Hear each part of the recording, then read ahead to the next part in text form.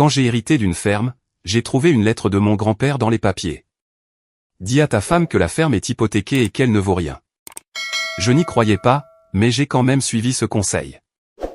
Quelques jours plus tard, quand son père et son frère ont débarqué, prêts à s'installer, j'ai compris à quel point mon grand-père était perspicace.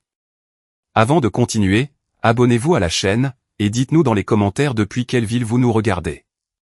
Mais pour comprendre ce qui s'est passé ce jour-là, je dois tout vous raconter depuis le début. J'ai 44 ans, et s'il y a bien une chose que j'ai apprise durant toutes ces années, c'est que les gens vous montrent leur vrai visage. Pas quand tout va bien, mais quand ils sentent l'odeur de l'argent. Lorsqu'un héritage, une propriété, ou un nombre avec beaucoup de zéros fait son apparition, les gens retirent leur masque sans même s'en rendre compte. Ils deviennent expéditifs, anxieux, calculateurs. Leurs yeux s'illuminent, d'une manière qui n'a rien à voir avec la joie. C'est avant tout de la faim. Je l'ai vu. Je l'ai vu de très près. Je l'ai vu sur le visage des personnes qui, soi-disant, m'aimaient. Mon grand-père, Valentine, est mort un mardi, à 5 heures du matin. Je dormais quand le téléphone a sonné, et, avant même de répondre, quelque chose en moi savait déjà que c'était cet appel, celui que l'on attend et que l'on redoute en même temps.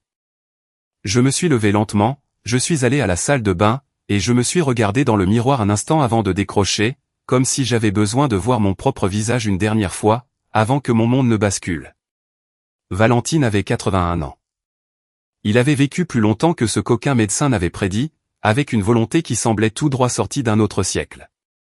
C'était le genre d'homme qui se levait avant l'aube, qui buvait son café sans sucre, et qui ne se plaignait jamais, ni quand sa hanche le faisait souffrir, ni quand le froid hivernal engourdissait ses doigts.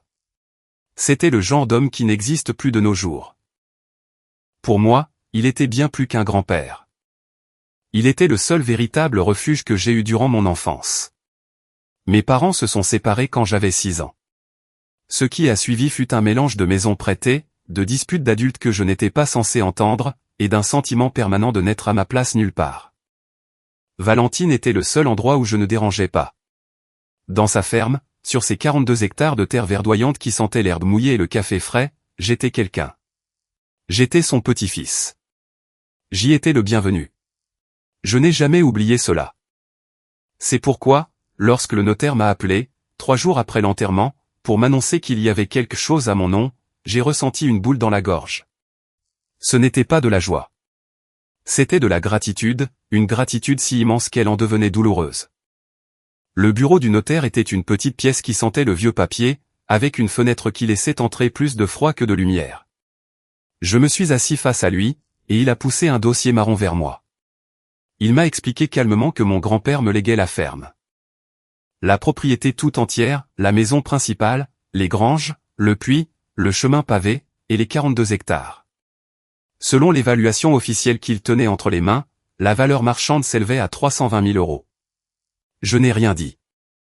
J'ai simplement fixé ce nombre, inscrit sur le papier, comme s'il était écrit dans une langue étrangère. 320 000 euros. Moi, qui vivais dans une maison en location avec un toit qui fuyait, moi qui conduisais un vieux pick-up avec un tableau de bord cassé et des sièges brûlés par le soleil, moi qui comptais mes dépenses à la fin du mois avec une vieille calculatrice. 320 000 euros. Mais ensuite, le notaire a ajouté qu'il y avait autre chose. À l'intérieur du dossier, glissé à côté de l'acte de propriété, se trouvait une enveloppe scellée, avec mon nom écrit à la main. Je l'ai reconnu immédiatement. C'était l'écriture de Valentine, serrée, ferme, penchée vers la droite. C'était la même écriture que celle des lettres qu'il m'envoyait, lorsque j'étais adolescent et que je vivais loin de lui. Le notaire s'est levé, m'a dit qu'il me laissait un moment, et a fermé la porte en sortant. Je suis resté seul, avec cette enveloppe entre les mains. Je l'ai ouverte lentement, comme si j'avais peur de briser quelque chose. La lettre comportait 3 courts paragraphes.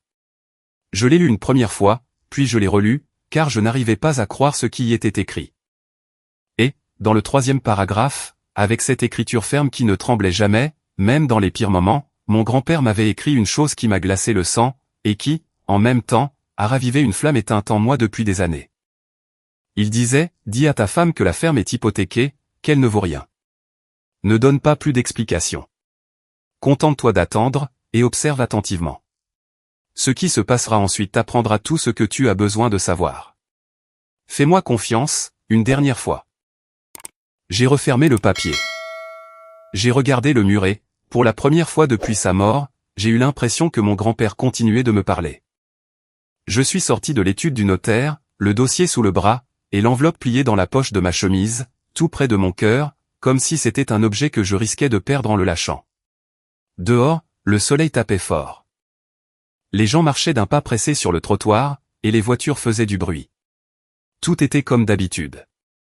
Le monde ignorait que quelque chose venait de changer. Le monde ne savait rien.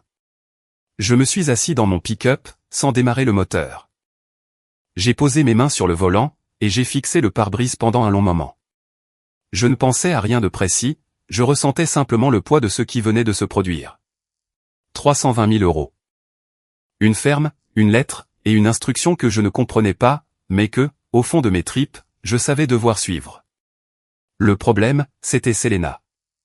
Je ne sais pas comment parler de Selena sans donner l'impression d'être injuste. J'essaie toujours d'être juste envers elle, même quand elle ne l'a pas été envers moi. Nous étions mariés depuis 9 ans. Si je devais décrire ces 9 années par une seule image, je choisirais celle d'un homme qui porte un sac de plus en plus lourd, qui gravit une colline de plus en plus abrupte, tout en souriant, pour que personne ne lui demande s'il est fatigué. Selena était magnifique, personne ne pouvait le nier. Grande, les cheveux bruns, avec une façon d'entrer dans une pièce qui obligeait les gens à se retourner pour la regarder. Mais il y avait quelque chose derrière cette beauté, quelque chose que j'ai mis trop de temps à voir clairement. Une froideur calculatrice, une façon d'évaluer chaque situation en fonction de ce qu'elle pouvait en tirer. Une façon d'aimer qui comportait toujours des conditions, même si ces dernières n'étaient écrites nulle part. Nous nous sommes rencontrés lors d'une fête, chez des amis communs. C'est elle qui m'a cherché. Je le sais aujourd'hui, bien qu'à l'époque, je l'ai interprété différemment. Je pensais que c'était le coup de foudre, que c'était le destin. J'avais 35 ans, j'étais seul, et cette femme lumineuse est arrivée. Elle me regardait comme si j'étais exactement ce qu'elle avait toujours attendu. C'était facile de tomber sous le charme, beaucoup trop facile. La première année s'est bien passée. Ou du moins, c'est le souvenir que j'en garde. Même si, aujourd'hui, je ne suis pas sûr que c'était vraiment bien, ou si j'étais simplement si heureux de ne plus être seul, que j'ai fermé les yeux sur ce qui se trouvait devant moi. Selena était affectueuse, attentive. Elle semblait s'intéresser à ma vie, à mes projets, et à ce que je pensais. Elle me posait des questions. Elle m'écoutait, ou faisait semblant de m'écouter, ce qui n'est pas tout à fait la même chose, mais ça y ressemble beaucoup quand on a envie d'y croire. Le problème a commencé quand sa famille est arrivée. Sulma, sa mère, était l'une de ces femmes qui accaparent tout l'espace d'une pièce dès qu'elles y entrent. Non pas par leur taille, mais par leur présence. Elle parlait fort, avait un avis sur tout, et avait une façon de me regarder qui n'était jamais directe. Elle me regardait toujours de côté, comme pour calculer, pour évaluer si je méritais l'espace que j'occupais. Dès le premier jour où je l'ai rencontrée, j'ai su qu'elle ne m'aimait pas. Pas parce que j'avais fait quelque chose de mal, mais parce que j'étais le mari de sa fille. Et, pour Sulma, les hommes étaient un obstacle entre elle et Selena, pas des alliés. Pablo et Christian étaient ses frères, 2 hommes qui avaient appris de leur mère l'art d'apparaître quand il y avait quelque chose à prendre, et de disparaître quand il y avait quelque chose à donner. Pablo était l'aîné, avec un sourire facile qui n'atteignait jamais ses yeux. Christian était le plus jeune, plus direct dans son mépris, moins dans la dissimulation. Quand il me regardait, il y avait quelque chose dans son expression qu'il était difficile de nommer. Ce n'était pas exactement de la haine. C'était plutôt le mépris que l'on ressent pour un outil que l'on juge inférieur, mais dont on a besoin pour le moment. Pendant les premières années de notre mariage, je les ai tolérés parce que Selena me demandait de le faire. Elle me disait que c'était sa famille, qu'ils étaient comme ça, et que je devais les comprendre. Je les ai supportés parce que je l'aimais, ou du moins parce que je pensais l'aimer. Et là encore, je ne suis pas sûr que ce soit la même chose. Mais, au fil des ans, les visites se sont faites plus longues, plus fréquentes, et plus coûteuses. Sulma débarquait pour un week-end, et restait 2 semaines. Pablo arrivait toujours avec une excuse, un problème, ou une dette à régler. Et, d'une manière ou d'une autre, son problème finissait toujours par devenir le mien. Christian, lui, m'empruntait de l'argent avec un naturel qui me laissait sans voix, comme si c'était la chose la plus normale au monde de demander de l'argent à son beau-frère sans jamais le rembourser. Et Selena observait tout cela, sans rien dire. Pire encore, elle les justifiait. Il y avait toujours une raison, toujours une explication. Il y avait toujours un moyen de me faire passer pour un radin quand je me sentais utilisé. Il y a eu une nuit, il y a environ 3 ans, que je ne peux pas oublier. Il était tard. Selena dormait, et j'étais dans la cuisine en train de boire de l'eau car je n'arrivais pas à trouver le sommeil. J'ai entendu des voix dans la chambre d'amis. C'était la voix de Sulma, parlant bas, mais avec cette intensité qu'elle adoptait quand elle croyait que personne n'écoutait. Je n'ai pas tout compris, mais j'en ai saisi assez. Elle disait quelque chose sur le fait que Selena devait être plus patiente, que ces choses-là prenaient du temps, et que le moment viendrait. Je ne savais pas de quel moment elle parlait, et cette nuit-là, je ne voulais pas le savoir.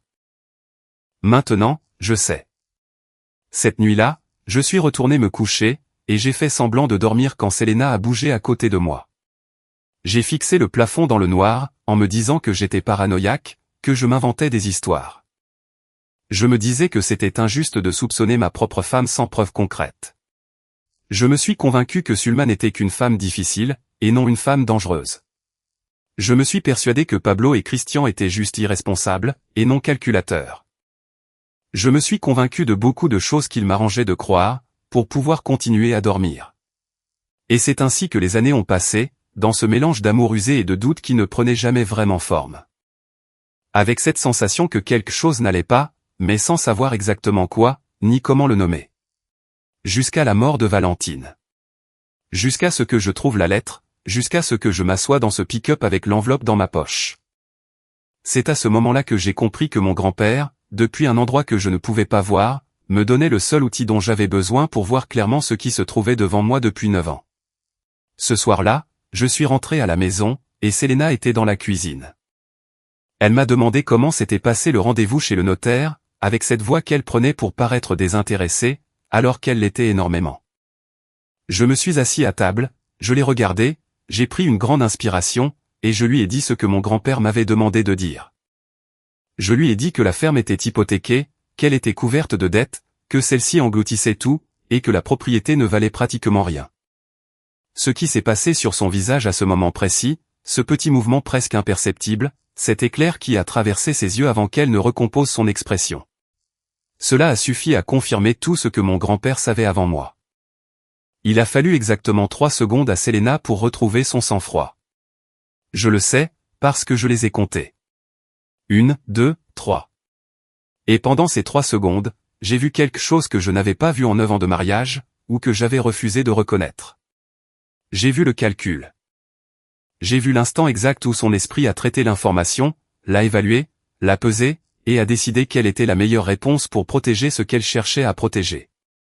Passé ces 3 secondes, elle m'a regardé avec une expression qui se voulait triste, mais qui était en réalité une expression de contrôle. Elle m'a dit, quel dommage. Pauvre grand-père. Elle a ajouté qu'au moins, il m'avait laissé quelque chose, même si c'était peu. Elle a dit cela avec une main posée sur le plan de travail, tandis que l'autre tenait la cuillère avec laquelle elle remuait quelque chose dans la marmite, comme si la nouvelle ne méritait même pas qu'elle s'arrête de cuisiner. Je l'ai observée attentivement. Je lui ai répondu, oui, c'est dommage, mais la ferme garde une valeur sentimentale pour moi, je veux aller la voir bientôt. Elle a hoché la tête, sans me regarder, et a changé de sujet. Je n'ai pas fermé l'œil de la nuit. Je suis resté dans le noir, les yeux grands ouverts, écoutant sa respiration régulière à côté de moi. Je repensais à ce que je venais de voir pendant ces 3 secondes, à cette cuillère qui ne s'arrêtait pas de remuer, et à cette tristesse qui n'en était pas une. Plus j'y pensais, plus je voyais clairement ce qui, auparavant, n'était qu'une ombre, un malaise, un doute sans nom. Maintenant, cela avait des contours. Maintenant, cela ressemblait à quelque chose de réel. Le lendemain, Selena s'est réveillée normalement. Ou du moins, ce qui passait pour normal dans notre maison, à savoir une routine avec très peu de contact et de vraies conversations. Nous avons bu notre café en silence. Elle a vérifié son téléphone, j'ai regardé par la fenêtre. Une matinée comme tant d'autres. Mais quelque chose avait changé dans ma façon de la regarder. Je ne cherchais plus, à l'intérieur d'elle, l'amour que je croyais autrefois y trouver. Je regardais l'extérieur, la surface. J'observais ses gestes, ses silences, ces petits mouvements que j'avais l'habitude d'ignorer. 3 jours après cette conversation, Selena m'a annoncé qu'elle allait appeler sa mère. Elle l'a dit en passant, comme si c'était sans importance. Elle a dit qu'elle allait appeler Sulma pour lui parler de grand-père, que sa mère prenait toujours de mes nouvelles, et que c'était la moindre des choses. J'ai hoché la tête sans rien dire, et je suis sorti dans le patio. Par la fenêtre ouverte, j'ai entendu la tonalité de l'appel, puis la voix de Selena, baissant d'un ton. Ce n'était pas le volume qu'elle utilisait pour parler de choses banales. C'était le volume des conversations qu'elle ne voulait pas que j'entende. C'était bref, rapide, avec des phrases éparses que je n'arrivais pas à reconstituer totalement. Mais j'ai réussi à entendre une phrase très clairement, sans possibilité de me tromper. Elle a dit, il n'y a rien. Il dit que tout est hypothéqué. Il y a eu un silence, puis elle a ajouté quelque chose que je n'ai pas compris, et elle a ri d'une manière qui m'a donné la chair de poule. Ce n'était pas le rire de quelqu'un de déçu. C'était le rire tendu de quelqu'un qui est en train de revoir ses plans. Je suis rentré dans la cuisine, comme si je n'avais rien entendu. Selena a raccroché précipitamment et m'a souri, avec ce sourire fabriqué qu'elle avait appris à faire à un moment donné de notre mariage. Je lui ai demandé comment allait sa mère. Elle m'a répondu qu'elle allait bien, et qu'elle me passait le bonjour. J'ai dit, c'est bien, et nous avons tous les deux continué à agir comme si chaque chose était parfaitement à sa place. Cette semaine-là a été étrange. Selena était plus présente que d'habitude, plus attentive, plus affectueuse. Elle m'a même demandé comment j'allais, si j'avais mangé, si j'avais besoin de quelque chose. C'était une version d'elle-même qui n'était pas apparue depuis très longtemps. À une autre époque, cela m'aurait rendu heureux. Mais maintenant que je la regardais avec d'autres yeux, cette attention soudaine ne suscitait en moi aucune chaleur. Elle déclenchait au contraire une alarme froide et silencieuse, qui s'était installée au centre de ma poitrine et qui ne bougeait plus. J'ai commencé à remarquer des choses auxquelles je ne prêtais pas attention avant. Le téléphone que Selena emportait toujours avec elle, même dans la salle de bain. La conversation qu'elle écourtait dès que j'entrais dans la pièce. La façon dont je la surprenais parfois à regarder par la fenêtre, avec une expression qui n'était ni de la tristesse, ni de la joie, mais plutôt de l'impatience, comme quelqu'un qui attend que quelque chose se produise. Un jeudi soir, alors qu'elle dormait, j'ai repris la lettre de mon grand-père et je l'ai relue. Je la connaissais déjà par cœur, mais j'avais besoin de voir les mots écrits. J'avais besoin de sentir le papier entre mes doigts, et de me rappeler que Valentine avait pensé à tout cela avant de mourir, qu'il l'avait planifié, et qu'il ne m'avait pas laissé seul. Le dernier paragraphe de la lettre disait quelque chose que, les premières fois, j'avais lu trop vite, sans m'y attarder suffisamment. Il disait, ne juge pas avant d'avoir vu. Laisse les gens te montrer d'eux-mêmes ce qu'ils sont. Le silence est le piège le plus intelligent qui soit, car celui qui a quelque chose à cacher ne peut le supporter. Je l'ai lu 3 fois, et j'ai compris que mon grand-père ne m'avait pas seulement donné une instruction. Il m'avait transmis une philosophie, une façon d'agir dans ce moment précis, qui exigeait de moi quelque chose avec lequel j'avais toujours eu du mal, la patience de ne pas réagir, de ne pas confronter l'autre, et de ne pas abattre mes cartes trop tôt. J'ai rangé la lettre, et je me suis endormi. Le vendredi, Selena est sortie faire des courses, et j'en ai profité pour appeler le notaire. J'avais besoin de confirmer une chose qui me tracassait depuis le premier jour. Je lui ai demandé directement s'il y avait une quelconque hypothèque sur la ferme, une dette, un privilège. L'homme à l'autre bout du fil a marqué une courte pause, puis m'a répondu que non. Il m'a assuré que la propriété était totalement libre de dettes, qu'elle m'appartenait sans aucune charge légale. J'ai raccroché, et je me suis assis sur le canapé, laissant cette confirmation m'envahir lentement, comme de l'eau glacée. Il n'y avait aucune hypothèque. La ferme valait 320 000 €, et elle ne devait rien à personne. Mon grand-père m'avait demandé de mentir, et je l'avais fait. Maintenant, je comprenais exactement à quoi servait ce mensonge. Il servait à révéler quelque chose, à mettre en lumière ce qui était caché depuis des années, sous la surface de mon mariage, sous les dîners de famille, et sous ces dimanches où Sulma s'asseyait à ma table, mangeait ma nourriture, et m'observait du coin de l'œil. Quelque chose que j'avais ressenti, mais que je n'avais jamais su nommer. Le dimanche après-midi, Selena m'a annoncé que sa mère venait nous rendre visite la semaine suivante. Elle a dit cela avec une désinvolture très étudiée, comme si c'était quelque chose d'habituel, alors que cela faisait plusieurs mois que Sulma n'était pas venue à la maison. Je lui ai demandé combien de temps elle comptait rester. Elle m'a répondu qu'elle ne savait pas, que ça dépendait, et qu'on verrait bien. Je n'ai rien ajouté, mais quelque chose dans cette phrase, dans ce « on verrait bien », prononcé avec une légèreté qui cachait en fait de l'assurance, a mis tous mes sens en alerte. Car Sulma n'était pas le genre de personne à venir en visite sans une raison précise. Et cette raison précise, je la sentais au plus profond de mes os. Cela avait un rapport avec la ferme, avec ces 320 000 € que Selena pensait inexistants, avec un plan qui se tramait en coulisses, pendant que je faisais semblant de ne rien voir. Je me suis endormi ce soir-là avec l'image de mon grand-père en tête. Son visage calme, ses mains fortes, et sa façon de savoir les choses avant même qu'elles n'arrivent. Pour la première fois depuis sa mort, je n'ai pas ressenti de tristesse. J'ai ressenti quelque chose qui ressemblait à de la gratitude, mêlée à une détermination que je n'avais pas ressentie depuis bien longtemps. Valentine m'avait laissé bien plus qu'une ferme. Il m'avait laissé avec les yeux grands ouverts, et maintenant qu'il l'était, je n'allais plus les fermer. Sulma est arrivée un mercredi après-midi, avec 2 grandes valises et une boîte en carton scellée par du ruban adhésif, dont ils n'ont jamais expliqué le contenu. Elle est arrivée en taxi, ce qui était déjà étrange, car Sulma avait toujours affirmé que les taxis lui inspiraient de la méfiance, et qu'elle préférait qu'on vienne la chercher. Personne n'était allé la chercher. Cela signifiait que la visite n'était pas aussi spontanée que Selena voulait me le faire croire. Sulma avait organisé son propre transport, chose que cette femme ne faisait jamais, à moins d'avoir tout calculé à l'avance. Elle est sortie de la voiture avec cette démarche qui m'avait toujours donné l'impression de voir quelqu'un arriver dans un endroit qu'il considère déjà comme le sien, sans la timidité d'un invité, mais avec l'aisance de quelqu'un qui rentre chez lui. Elle a embrassé Selena sur la joue. Elle m'a regardé avec ce sourire qui n'atteignait jamais ses yeux, m'a également fait la bise, et est entrée dans la maison avant même que j'aie fini de sortir ses valises du coffre. Elle s'est installée dans la chambre d'amis comme si elle l'avait décorée elle-même. Elle a suspendu ses affaires, rangé ses objets, et a posé une photo sur la table de nuit. Une photo d'elle et de Selena quand celle-ci était petite, sans Pablo, sans Christian, sans aucun homme sur l'image. Avec Sulma, ce n'était pas une coïncidence non plus. Rien chez elle n'était une coïncidence. Lors de notre premier dîner tous les 3, il régnait un silence que Sulma a meublé de commentaires sur la nourriture, le quartier, et sur la fatigue de son voyage. J'ai écouté, j'ai hoché la tête, j'ai répondu quand c'était nécessaire, et j'ai observé. J'ai observé la façon dont la mère et la fille se regardaient par-dessus la table quand elles pensaient que j'étais concentré sur mon assiette. Ces regards furtifs, chargés de sens, qui exprimaient ce que les mots ne disaient pas. C'était une communication parallèle qui s'était développée depuis des années entre elles deux, invisible pour quiconque ne savait pas quoi chercher.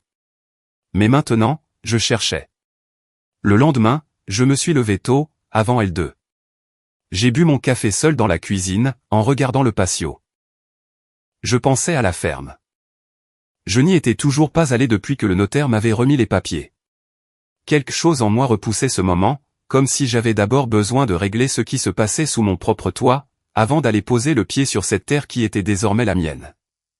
Ces 42 hectares attendaient en silence, ignorant qu'ils étaient au centre de tout ce qui se tramait. Le téléphone de Selena a sonné dans la chambre. J'ai entendu sa voix endormie répondre, suivi d'un silence, puis d'un ton qui s'est rapidement éveillé. Je suis resté immobile, sans chercher à écouter aux portes. Ce n'était pas nécessaire. 10 minutes plus tard, Selena est apparue dans la cuisine. Elle était décoiffée, et affichait une expression qu'elle tentait de contrôler, mais qui cachait un sentiment d'urgence, un courant sous-jacent qu'elle ne parvenait pas à dissimuler totalement. Elle m'a annoncé qu'elle avait parlé à Pablo. Son frère traversait une période difficile, il avait des problèmes pour payer son loyer, et il avait besoin d'un endroit où rester quelques jours, le temps de s'organiser. Elle a débité tout cela d'une traite, sans faire de pause, comme quelqu'un qui récite un argumentaire répété devant son miroir le matin même. Je l'ai regardée un instant, sans rien dire. Puis, je lui ai demandé ce qu'elle entendait par « quelques jours ». Elle a répondu qu'elle ne savait pas, que ça dépendait, et que Pablo était très responsable, qu'il allait sûrement trouver une solution rapidement. Elle affirmait que Pablo était très responsable avec une conviction qui aurait été comique, si la situation n'était pas si grave. Pablo n'avait jamais été responsable un seul jour de sa vie d'adulte. C'était le genre d'homme qui empruntait avec le sourire, et qui oubliait ses dettes avec la même facilité qu'il oubliait les anniversaires. Je n'ai pas dit oui. Je n'ai pas dit non. Je lui ai répondu que j'y réfléchirais. Selena a légèrement froncé les sourcils, à peine, parce que ce n'était pas la réponse qu'elle attendait. Elle s'attendait à ce que je dise oui immédiatement, comme je l'avais fait tant de fois auparavant. Ces fois où j'acceptais non pas par envie, mais parce que le prix du conflit me semblait plus élevé que celui de la résignation. Mais cette fois, je ne l'ai pas dit, et mon silence l'a mise mal à l'aise, d'une manière que je me suis efforcé de ne pas remarquer ouvertement. Cet après-midi-là, Sulma s'est montrée plus silencieuse que d'habitude. Elle m'observait quand elle croyait que je ne la regardais pas. Son attitude était différente des autres visites. Elle était plus tendue, plus concentrée, comme quelqu'un qui exécute un plan et qui a besoin que chaque étape se déroule parfaitement, comme si elle était venue avec un objectif précis et que le temps commençait à peser. Le jeudi soir, après le dîner, Sulma m'a dit qu'elle voulait me parler. Elle a employé cette voix qu'elle prenait pour paraître raisonnable. C'était la voix qui me mettait le plus sur mes gardes, car c'était celle qu'elle utilisait juste avant de demander une chose que vous n'aviez aucune obligation de donner. C'était la voix des faveurs, qui étaient en réalité des exigences déguisées en gentillesse. Nous nous sommes assis dans le salon. Selena est restée silencieuse sur un fauteuil voisin, les mains croisées sur ses genoux, comme une élève bien sage. Sulma m'a regardé droit dans les yeux, pour la première fois depuis longtemps, et m'a parlé de la ferme. Elle m'a expliqué qu'elle y avait réfléchi, et qu'avec cette histoire d'héritage et la situation compliquée de la propriété, il était peut-être temps de prendre des décisions intelligentes. Elle connaissait un homme, un de ses contacts, qui achetait des propriétés endettées et qui payait un petit quelque chose. Que, même si c'était peu, c'était toujours mieux que de laisser s'accumuler les intérêts sur un bien qui ne valait rien. Elle présentait la chose comme un conseil désintéressé, comme l'aide d'une mère, comme si elle n'était là que pour me protéger de mes propres mauvaises décisions. Je l'ai écoutée jusqu'au bout, sans l'interrompre. Ensuite, je lui ai demandé combien son contact serait prêt à payer.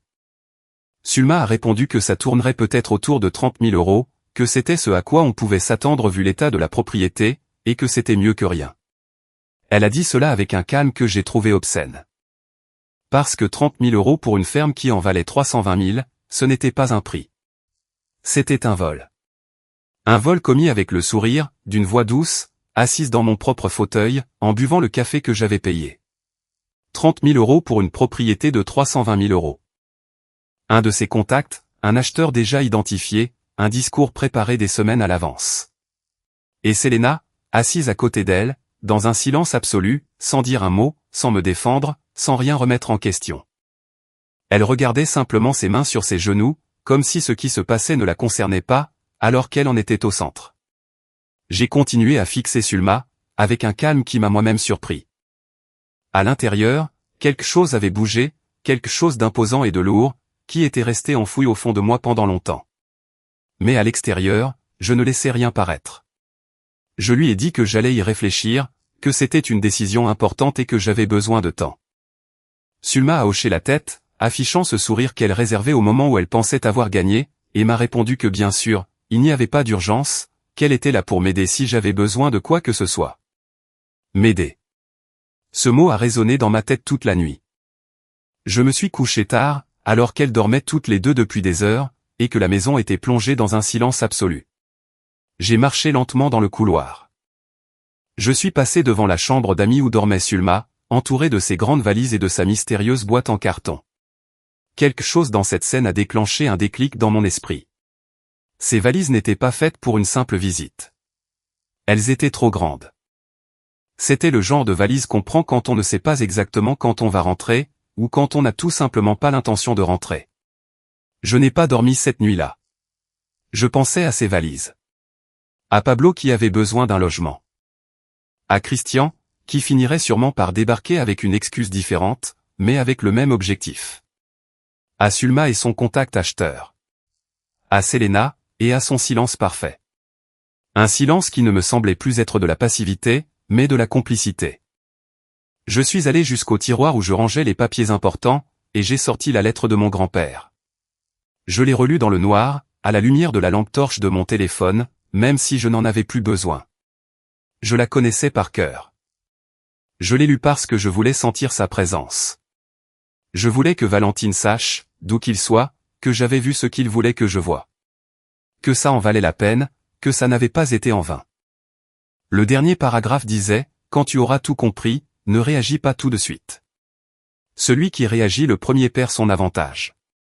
Attends qu'ils aient fini d'abattre leurs cartes. C'est seulement à ce moment-là que tu bougeras les tiennes. J'ai rangé la lettre lentement, j'ai éteint la lampe torche, et je suis resté assis dans l'obscurité de la cuisine pendant un long moment. En écoutant le silence de la maison m'envelopper, j'ai ressenti le poids de tout ce que je savais, et de tout ce qui restait à accomplir. C'est ainsi que j'ai élaboré mon plan. Pas avec de la colère, ni avec le cœur battant de quelqu'un qui vient de découvrir une trahison et qui veut courir à l'affrontement. Mais avec la froideur calme de quelqu'un qui comprend enfin la totalité de l'échiquier, et qui sait exactement quelle pièce bouger en premier. Mon grand-père m'avait aussi appris cela, sans jamais le dire avec ses mots. Il me l'avait enseigné à la ferme, quand j'étais enfant, et qu'il m'emmenait marcher aux limites de la propriété à l'aube. Il me disait que la terre ne se presse pas. Qu'on ne voit pas la graine pousser, mais qu'elle pousse. Que le moment de la récolte n'arrive que lorsqu'on a laissé le temps à la plante de mûrir complètement. Car, si on l'arrache trop tôt, on ne récolte pas, on perd. Il croyait être en train d'exécuter un plan. Et techniquement, c'était le cas. Mais il l'exécutait sur la base de fausses informations, sur un mensonge que mon grand-père avait conçu spécialement pour ce moment, pour ce genre de personne, et pour cette situation exacte qu'il avait vu venir des décennies à l'avance. Valentine les avait cernés avant même que j'aie fini de les connaître. Il avait vu chez eux ce que j'ai mis 9 ans à voir. Et de l'autre côté, depuis cet endroit où il ne pouvait plus ni parler, ni bouger, ni être, il m'avait laissé le seul outil dont j'avais besoin, la vérité, cachée à l'intérieur d'un mensonge, attendant le moment exact pour éclater au grand jour. Le vendredi matin, je me suis levé avant l'aube, je me suis habillé en silence, et j'ai quitté la maison sans réveiller personne. J'avais besoin d'aller à la ferme. Je repoussais ce moment depuis des semaines, mais je ne pouvais plus reculer.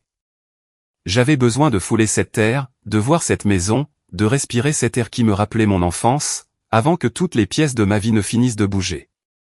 J'ai conduit pendant 2 heures, sur une route dont le paysage changeait à mesure que je m'éloignais de la ville. D'abord les maisons exiguës, les feux de circulation, les panneaux. Puis les entrepôts, les terrains vagues, et les arbres qui se faisaient plus nombreux. Et enfin, progressivement, la campagne ouverte, un ciel plus vaste, et ce silence qui n'est pas l'absence de bruit, mais la présence d'autre chose, de quelque chose de plus ancien et de plus calme que tout ce que j'avais laissé derrière moi. Quand je suis arrivé au portail de la ferme, j'ai dû descendre pour l'ouvrir à la main, car la chaîne était rouillée et le cadenas exigeait un peu de force. J'ai conduit le pick-up lentement sur le chemin de terre, entre les grands arbres qui formaient une sorte de tunnel de verdure au-dessus de ma tête. Et quand la maison est apparue, au bout du chemin, j'ai ressenti quelque chose que je ne m'attendais pas à ressentir. J'ai eu l'impression de rentrer à la maison. Pas dans la maison où je vivais avec Selena, avec ses silences calculés et ses regards par-dessus la table. Mais véritablement à la maison, dans le seul endroit où, enfant, je m'étais senti complètement en paix. La maison était faite d'adobe et de bois, avec un long porche à l'avant, et un toit en tuiles que le temps avait assombri, mais pas détruit. Les fenêtres étaient munies de volets en bois vert, qui étaient fermés. La cour avant était envahie par de hautes herbes, et quelques plantes s'étaient un peu trop étendues. Mais la structure était parfaite, les murs solides, le toit ne présentait aucune fuite visible, et les sols en briques polies que mon grand-père avait posés de ses propres mains, 40 ans plus tôt, étaient intacts. J'ai parcouru chaque pièce lentement. La chambre principale, avec son lit en fer forgé et son matelas recouvert d'un drap blanc. La cuisine, avec le poêle à bois dans un coin, et les carreaux bleu clair que ma grand-mère avait choisis avant sa mort. La salle à manger, avec sa longue table en bois où Valentine prenait son petit déjeuner seule, depuis 15 ans, depuis que ma grand-mère était partie et que les enfants s'étaient dispersés. Le porche arrière, avec vue sur la rivière, où les chaises en osier étaient toujours à leur place, comme si elles attendaient que quelqu'un vienne s'y asseoir. Je me suis assis sur l'une de ces chaises, en regardant la rivière, en écoutant l'eau. Pour la première fois depuis des semaines, j'ai vraiment respiré. Je suis resté là longtemps, je ne sais pas combien de temps exactement, à penser à Valentine. À tous ces matins où il s'était assis exactement là, fixant cette même rivière, buvant son café sans sucre, en pensant à je ne sais quoi, lorsqu'il avait décidé d'écrire cette lettre. À l'instant où il avait pris le papier et le stylo pour me rédiger ses instructions, avec cette écriture ferme qui ne tremblait jamais. Que savait-il au juste? Qu'avait-il vu de loin, que je n'arrivais pas à voir de près? Je me suis demandé s'il avait un jour voulu me le dire directement. S'il avait été sur le point de m'appeler pour me dire « Écoute, fais attention. Regarde bien avec qui tu vis. Regarde bien qui sont ces gens. Et si quelque chose l'en avait empêché, peut-être savait-il que je ne l'aurais pas écouté. Qu'il y a des choses qui ne peuvent être dites, mais seulement montrées. Qu'il y a des vérités que les gens doivent découvrir par eux-mêmes, pour y croire pleinement. Je suis resté à la ferme jusqu'à midi. J'ai marché le long des limites de la propriété, comme je le faisais avec lui quand j'étais enfant.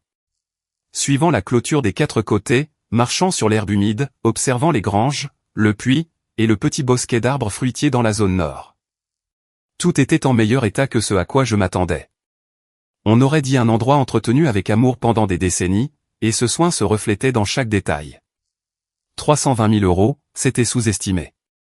Je pensais que cette terre valait bien plus que n'importe quel chiffre. Avant de partir, je me suis tenu au centre de la cour, face à la maison, et j'ai parlé à voix haute, même s'il n'y avait personne. J'ai dit à Valentine que j'avais compris, que je n'allais pas les laisser voler ce qu'il avait construit, que j'allais faire ce qu'il m'avait demandé, et que j'allais bien le faire. Le vent a fait bouger les branches du grand arbre qui faisait de l'ombre au porche, et j'ai pris cela pour une réponse. Je sais que ça paraît ridicule, mais je l'ai pris comme une réponse. Je suis retourné en ville avec quelque chose de différent dans mon corps, une résolution que je n'avais pas auparavant. Ou plutôt, que j'avais eue, mais qui était floue, sans forme.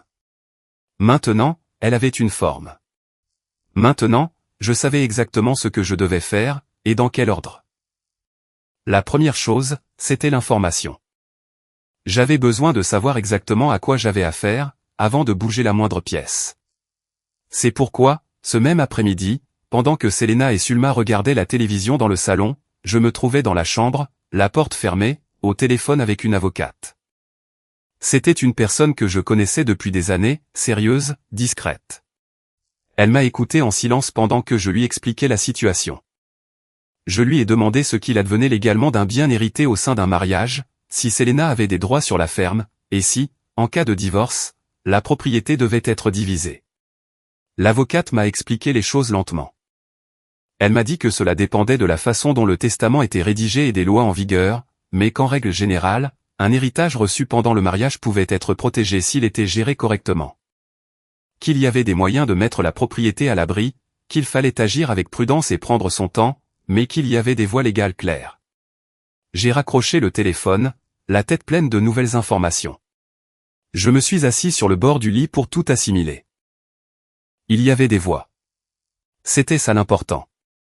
Il y avait des moyens de protéger ce qui m'appartenait. Ce que Valentine m'avait laissé ne devait pas finir entre les mains de l'un des contacts de Sulma, pour la misérable somme de 30 000 €. Ce soir-là, au dîner, quelque chose avait changé en moi, et je suppose que ça se voyait, même si personne n'en a parlé. Sulma m'a regardé à plusieurs reprises avec cette tension évaluatrice qui lui était propre, comme si elle mesurait quelque chose. Selena était plus bavarde que d'habitude, comme si elle essayait de combler un espace qu'elle ressentait, mais qu'elle ne parvenait pas à identifier. J'ai mangé calmement, j'ai répondu quand il le fallait, et j'ai observé. Le samedi matin, Pablo est arrivé. Pas en bus, comme les autres fois. Il est arrivé dans un pick-up qui n'était pas le sien, un gros pick-up sombre dont la benne était couverte par une bâche. Il a klaxonné depuis la rue, et Selena a couru lui ouvrir le portail avant que je puisse réagir. Je l'ai observé depuis la fenêtre de la cuisine. J'ai vu Pablo descendre du véhicule avec son sourire habituel, ce sourire qui n'avait jamais rien payé, et prendre sa sœur dans ses bras. J'ai vu Sulma sortir à son tour pour l'accueillir. Tous les trois se sont tenus ensemble un moment dans la cour, parlant à voix basse. Le pick-up était toujours dans la rue, et la bâche recouvrait encore ce qu'il y avait à l'arrière. Je suis sorti dans le patio. Pablo m'a vu, et a ouvert les bras comme si nous étions les meilleurs amis du monde. Il m'a donné l'une de ces accolades qui m'ont toujours donné l'impression d'être étreint par quelqu'un qui a besoin de vous pour quelque chose. Il m'a demandé comment j'allais, ça faisait un bail, et ça lui faisait plaisir de me voir. J'ai dit que c'était réciproque. Je lui ai demandé à qui appartenait le pick-up. Il a répondu que c'était un ami qui le lui avait prêté pour le voyage, et qu'il avait apporté quelques affaires, parce qu'il allait rester quelques jours. Quelques affaires. J'ai demandé de quelles affaires il parlait. Il a dit, oh, 3 fois rien, des affaires personnelles, des vêtements, quelques outils. Il l'a dit avec un tel naturel que ça en aurait été presque admirable, si ce n'était pas si transparent. Des vêtements et des outils ne remplissent pas la benne d'un gros pick-up avec une bâche. des vêtements et des outils n'exigent pas que votre sœur court vous ouvrir le portail, avant même que le propriétaire de la maison ait eu le temps de sortir. Je n'ai rien dit de plus sur le moment. Je suis rentré. Je me suis servi mon café à moitié terminé, et je l'ai bu en restant debout près de la fenêtre, observant le patio où les trois discutaient encore. Sulma gesticulait. Pablo hochait la tête. Selena écoutait, les bras croisés, avec une expression que je ne parvenais pas à bien lire à cette distance. Mais je n'avais pas besoin de la lire. J'en savais déjà assez. Tard dans la nuit, quand le silence est revenu dans la maison, j'ai sorti mon téléphone et j'ai envoyé un message à l'avocate. Je lui ai dit que je voulais avancer rapidement, que j'avais besoin d'un rendez-vous le plus tôt possible, et qu'il y avait du nouveau. Elle m'a répondu dans les 5 minutes. Elle m'a donné rendez-vous lundi à 10 heures. J'ai posé le téléphone, j'ai éteint la lumière, et je suis resté allongé dans le noir à penser à Valentine, à la ferme, et à la rivière qui continuait de couler, même si personne ne la regardait. La terre ne se presse pas, mais elle n'attend pas éternellement non plus. Lundi, j'allais jouer mon coup. Et quand ce serait fait, plus rien ne serait comme avant. Le lundi, je suis arrivé au bureau de l'avocate 10 minutes avant 10 heures. Je me suis assis dans la salle d'attente, avec un dossier contenant les papiers de l'héritage sur les genoux, et la lettre de Valentine dans la poche intérieure de ma veste, là où je l'avais toujours portée depuis le premier jour. Je ne sais pas pourquoi je continuais à me promener avec. Je suppose que j'avais besoin de la sentir près de moi. C'était la seule façon que j'avais de sentir que mon grand-père était encore là, d'une certaine façon, pour me guider à chaque étape, depuis ce silence définitif qu'est la mort. L'avocate s'appelait Josefina.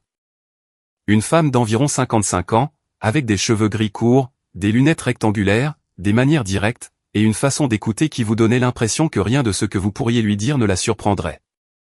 Je l'avais rencontrée des années auparavant, par l'intermédiaire d'une connaissance commune, et dès le premier instant, elle m'avait inspiré confiance. Ce genre de confiance spécifique que l'on accorde aux personnes qui ne perdent pas de temps avec des mots inutiles. Elle m'a fait entrer dans son bureau, a fermé la porte, s'est assise face à moi, et m'a dit de parler. Je lui ai tout raconté, depuis la mort de Valentine jusqu'à l'arrivée de Pablo avec son pick-up. Je lui ai parlé de la lettre, du mensonge concernant l'hypothèque, de la réaction de Selena, des regards par-dessus la table, de la proposition de Sulma et de son contact, des grandes valises, et de la boîte en carton. Je lui ai tout raconté avec l'ordre et la précision de quelqu'un qui a organisé cette histoire dans sa tête pendant des semaines, attendant le moment de la dire à voix haute à quelqu'un qui pourrait en faire quelque chose. Josefina m'a écouté sans m'interrompre. Elle prenait des notes dans un carnet. Quand j'ai eu fini, elle a levé les yeux, et m'a demandé si j'avais les papiers de l'héritage avec moi. Je les lui ai passés. Elle les a examinés lentement, page par page, avec cette concentration qu'ont les avocats quand ils lisent des documents, ce silence professionnel qui génère en vous plus de tension que n'importe quel mot. Après plusieurs minutes, elle les a posés sur le bureau, a croisé les mains, et m'a regardé. Elle m'a dit qu'elle avait une bonne nouvelle, et un avertissement. La bonne nouvelle, c'était que l'héritage était rédigé de manière à protéger la propriété. Valentine, que ce soit par instinct ou grâce à ses propres conseils juridiques, avait précisé dans le testament que la ferme était un héritage direct et personnel. En termes légaux, cela la plaçait dans une catégorie différente des biens matrimoniaux. Ainsi, si j'agissais correctement et ne commettais pas d'erreur dans la gestion du bien, Selena avait des droits très limités sur celui-ci, même en cas de divorce. L'avertissement, c'était que cela pouvait changer si je ne faisais pas attention. Qu'il y avait des moyens par lesquels cette protection juridique pouvait être affaiblie. Si je permettais que l'argent du mariage soit utilisé pour rénover ou améliorer la ferme, par exemple, cela pourrait créer des droits sur la propriété. Si je signais un quelconque document lié à la vente ou à l'hypothèque sans l'avoir consulté, je pourrais m'engager de manière difficilement réversible. Le point faible, ce n'était pas la loi, mais moi-même, et mes propres décisions dans les jours ou les semaines à venir. Je lui ai dit que je comprenais. Elle m'a demandé si j'avais pensé au divorce. La question m'a frappé d'une manière à laquelle je ne m'attendais pas, bien que j'aurais dû m'y attendre. C'était la question logique. C'était la question que toute personne raisonnable dans ma situation aurait déjà dû se poser. Mais l'entendre prononcer à voix haute, de manière directe, sans tourner autour du pot, m'a fait ressentir quelque chose. Ce n'était pas exactement de la tristesse, mais plutôt le poids de la réalité qui s'abattait sur moi. Je lui ai répondu que oui, j'y avais pensé. Elle m'a demandé si je voulais commencer à préparer quelque chose dans ce sens. Je lui ai dit pas encore, que je voulais attendre un peu plus, et qu'il y avait quelque chose que j'avais besoin de voir se dérouler avant de prendre cette direction. Josefina m'a regardé par-dessus ses lunettes avec une expression qui n'était pas un jugement, mais une compréhension professionnelle. L'expression de quelqu'un qui a vu cette situation assez de fois pour savoir que chaque personne a besoin de son propre rythme pour arriver au même point. Elle m'a dit que c'était très bien. Qu'en attendant, il y avait des choses que je pouvais faire pour me protéger. Que la première chose était d'enregistrer la ferme à mon nom, explicitement et immédiatement, de compléter toutes les formalités de transfert le plus vite possible, afin que la propriété soit légalement établie sans aucune ambiguïté. Que la deuxième chose était de ne signer absolument rien concernant la ferme sans la consulter d'abord. Et que la troisième, c'était de documenter tout ce que je pouvais. Les conversations, les propositions, les visites, tout ce qui établissait un schéma de comportement de la part de Selena et de sa famille. Je suis sorti de ce bureau la tête bien remplie, et avec quelque chose qui ressemblait à une armure. Pas visible, pas bruyante, mais bien présente. Une protection que je n'avais pas avant, et que je portais désormais en moi. Cet après-midi-là, je suis rentré à la maison, et je l'ai trouvée différente. Pas physiquement, c'étaient les mêmes murs, les mêmes meubles, la même lumière de l'après-midi filtrant par les mêmes fenêtres. Mais l'atmosphère était différente, la température de l'air, quelque chose de difficile à nommer que l'on ressentait dès qu'on franchissait la porte. Sulma était dans la cuisine, en train de faire à manger, comme si c'était chez elle. Pablo fumait sur le patio, les pieds posés sur la chaise en plastique que j'utilisais pour prendre l'air. Selena pliait du linge dans la chambre, la porte ouverte et la radio allumée. Une scène domestique, une scène de famille, sauf que ce n'était pas ma famille. Pablo m'a salué depuis le patio d'un geste de la main, et a continué à fumer. Sulma m'a dit qu'elle avait trop cuisiné, qu'il y en avait assez pour tout le monde, et que je ferais bien d'aller me laver les mains. Selena est sortie de la chambre en entendant ma voix, et m'a fait un bisou sur la joue, avec cette chaleur récente qui ne me convainquait toujours pas. Je me suis assis à table, et j'ai mangé. J'ai écouté la conversation sans trop y participer. Pablo parlait d'une affaire qu'il était sur le point de conclure. Quelque chose de vague, sans détails concrets, mais qui, selon lui, allait résoudre tous ses problèmes financiers en l'espace de quelques semaines. Sulma l'écoutait, en hochant la tête, comme si elle savait déjà tout ce qu'il disait. Selena servait et débarrassait les assiettes avec une efficacité silencieuse que je trouvais étrange. Car Selena n'était pas une personne silencieusement efficace par nature. C'était une personne qui comblait les silences, qui parlait, qui donnait son avis. Son silence m'en disait plus que n'importe quel mot. Après le repas, Pablo m'a demandé, avec son naturel habituel, qui était en fait une absence totale de gêne, si j'avais réfléchi à ce que j'allais faire de la ferme. Je lui ai dit que pas encore. Il m'a demandé si je ne pensais pas que c'était un problème d'avoir une propriété endettée, et s'il ne valait pas mieux s'en débarrasser avant que la situation n'empire. Je lui ai répondu que j'analysais les options. Pablo a hoché la tête lentement, avec cette tête de celui qui en sait plus qu'il n'en dit. Puis, presque en passant, presque comme si c'était sans importance, il m'a demandé si je savais qu'il s'y connaissait beaucoup en propriété rurale, qu'il avait travaillé dans ce domaine, et qu'il pouvait m'aider à évaluer la situation si je le voulais. Je l'ai regardé. Je lui ai dit que j'appréciais l'offre, et la conversation s'est arrêtée là. Mais cette nuit-là, en allant me coucher, j'ai fixé le plafond pendant un long moment, en repensant à cette offre, à la façon dont elle était parfaitement construite. D'abord Sulma et son contact acheteur, puis Pablo et son expérience en biens ruraux. Chacun jouait un rôle dans le même scénario, chacun poussait dans la même direction avec des outils différents. Et Selena tenait le tout de l'intérieur, depuis le centre de ma vie, depuis l'endroit où j'avais le plus baissé ma garde. C'était un plan, un vrai plan construit au fil du temps, avec des rôles assignés et des mouvements coordonnés. Ce n'était pas ma paranoïa. C'était la réalité. Mais ce qui me surprenait le plus, ce que j'avais encore du mal à assimiler totalement, c'était que mon grand-père l'avait vu venir. Bien avant sa mort, avec la lucidité calme de quelqu'un qui a beaucoup vécu et encore plus observé, Valentine avait anticipé exactement cela. Il avait cerné ces gens. Il avait compris de quoi ils étaient faits. Et au lieu de me dire quelque chose que je n'aurais pas écouté, il m'avait laissé un piège. Un piège parfait, élégant, conçu non pas pour attraper des animaux, mais pour révéler des intentions. Le mensonge sur l'hypothèque ne servait pas à les tromper. Ils servaient à me montrer qui ils étaient quand ils pensaient qu'il n'y avait rien à gagner, et ils me les avaient montrés avec une clarté qu'aucun mot n'aurait pu égaler. Le mercredi de cette semaine-là, Christian a débarqué. Il ne m'avait pas prévenu. Il est arrivé dans l'après-midi, pendant que j'étais au travail. Quand je suis rentré, je l'ai trouvé installé sur le canapé du salon, en train de regarder la télévision, les pieds sur la table basse, comme s'il vivait là depuis des semaines. Il m'a regardé quand je suis entré, m'a dit « Quoi de neuf ?» et a recommencé à fixer l'écran. J'ai demandé à Selena, dans la cuisine, depuis quand son frère était arrivé. Elle m'a répondu depuis cet après-midi, qu'il avait eu un problème avec son appartement, que le propriétaire l'avait mis à la porte, et qu'il n'avait nulle part où aller pour quelques jours. Quelques jours. Je me tenais dans l'encadrement de la porte de la cuisine, regardant Selena qui me regardait, et, entre nous, il y a eu un silence qui pesait des tonnes.